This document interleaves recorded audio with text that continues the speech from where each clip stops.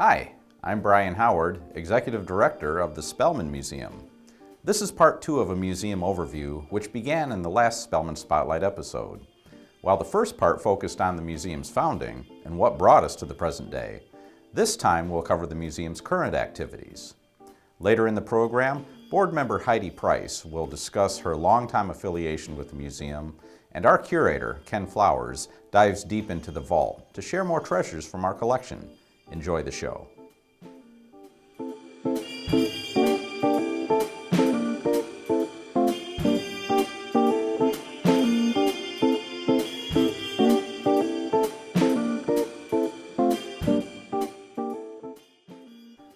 The Spellman Museum operates with a small paid staff and a much larger volunteer pool.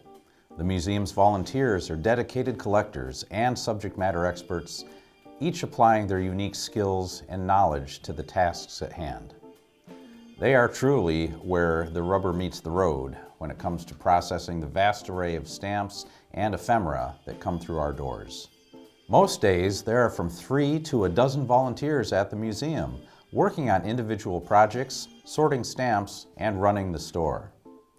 The museum staff has a mix of professional and volunteer positions. Their collective role is to provide day-to-day leadership and special services, like educational programming, tours, and research assistance. Volunteers work in a mutually supportive environment, helping to move the museum's mission forward. Staff members oversee the research library, museum store, educational outreach, collections, and exhibits. It is not a stretch to say that without these dedicated supporters, the Spellman would not exist. Establishing and maintaining partnerships with like-minded organizations is another priority area.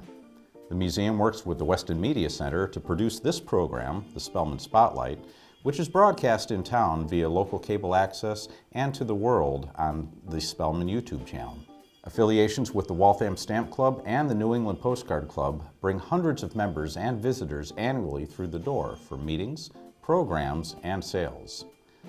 Vendor partnerships, most notably with Noble Spirit of Concord, New Hampshire, help the Spellman manage inventory and move the immense volume of surplus identified by volunteers into the hands of the next generation of collectors. The World Stamp Expo, the largest global event in philately, is coming to Boston this May. Between May 23rd and 30th, tens of thousands of visitors are expected to attend this event at the Boston Convention and Exhibition Center in the Seaport District. Of course, the Spellman is a must-see for out-of-towners attending the expo. There will be a museum booth at the show, but attendees are encouraged to pay a visit to our home in Weston as well. The Spellman is not far from the show venue, just a few miles west of the I-90-I-95 interchange. Shuttle service has also been secured to run from the seaport to the museum and back on Monday, May 25th and Thursday, May 28th. Seats can be reserved by visiting our store site at the address listed below.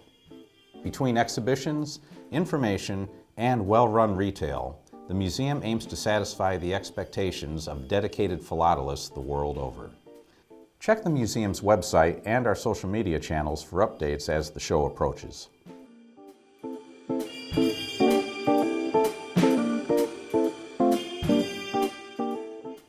At the Spellman, we love to share all that we offer. Fascinating exhibit frames, memorable and engaging programs, a philatelic library with an incredible deep collection of books and periodicals, and a vault full of treasures. But what we should feature more is the donation of stamp collections and its pathway to the Spellman. I'm Heidi Price, Spellman board member. Growing up, my brothers and I remember our fastidious father collecting and organizing his stamps. He sat for hours at his desk, carefully placing each pane in an acetate sheet that went thoughtfully into a binder in the proper chronological order. Often he would call me over to show me the artwork or detail that he particularly loved. It was his private and lifelong joy. Ultimately, we inherited our father's pristine stamp collection that spanned more than 70 years. And while we all appreciated its beauty, the time and care it represented, and those memories of his collecting, we knew it would be even more valuable to someone else. I contacted the Spellman, had his collection evaluated, and I learned a lot during that process. With the knowledge and support provided by the museum team, I donated the collection. Along the way, During that process, I fell in love with this tiny treasure of a stamp museum and the incredible volunteers who share their time and their knowledge to work with the donated and stored stamps and postal ephemera. I wanted to be a part of it. I offered my time and my professional skills to help with raising awareness, raising funds, planning engaging events, and creating our fun and vibrant monthly e-newsletter that captures the spirit of the Spellman. I was invited to join the museum's board shortly thereafter, and I now sit in a position to collaborate to ensure the museum's vitality and longevity. So why share the story of our beloved Robert Price's stamps? Our experience highlights the many people who have also inherited or collected stamps, postal objects, or historical materials that could be so valuable to the Spellman. Maybe that is you or someone you know. We would love to hear from you. And in that process, we assure you that you will meet the most devoted and engaging team who bring these tiny pieces of magic to life. And the bonus? The donation process will allow you to relive the connection through the person and the entire experience. It's a win-win.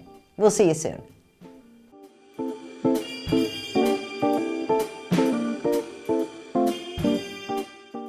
Hi, I'm Ken Flowers, curator of the Spellman Museum. I have in front of me here our Great Britain collection, the first album of our Great Britain collection, and I wanted to show you today some overprint stamps from 1902. On this page are overprint stamps of official stamps from Great Britain. These stamps are from 1902 during the reign of King Edward II. Now, these are regular postage stamps that were released for regular mail in the day, but they've been overprinted in this case with IR official here, and then down here is OW, which is for Office of Works official. These overprints serve a lot of purposes in philately. In this case, they mark these stamps as special to the offices that they were used in. So these are from the Inland Revenue section of Great Britain, so they were only useful with these overprints within that office in the British government. These stamps can be quite valuable, and in particular, this one right here is quite a valuable stamp. But let me turn the page because we've got some really high value stamps in here, and in particular this one here from the Board of Education.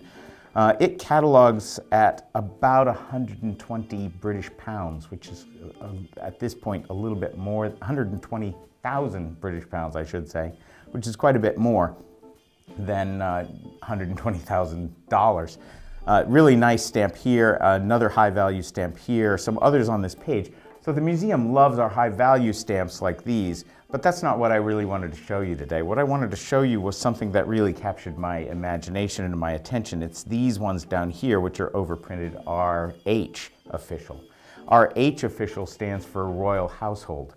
And these stamps were only available to people who lived or worked in the royal household, so Buckingham Palace essentially.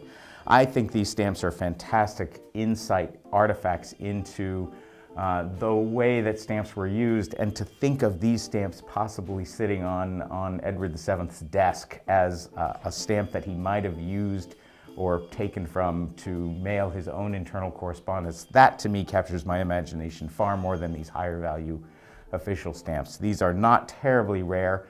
They're reasonably valuable, but not terribly rare, but the story behind these stamps is the kind of thing that I really love about stamp collecting.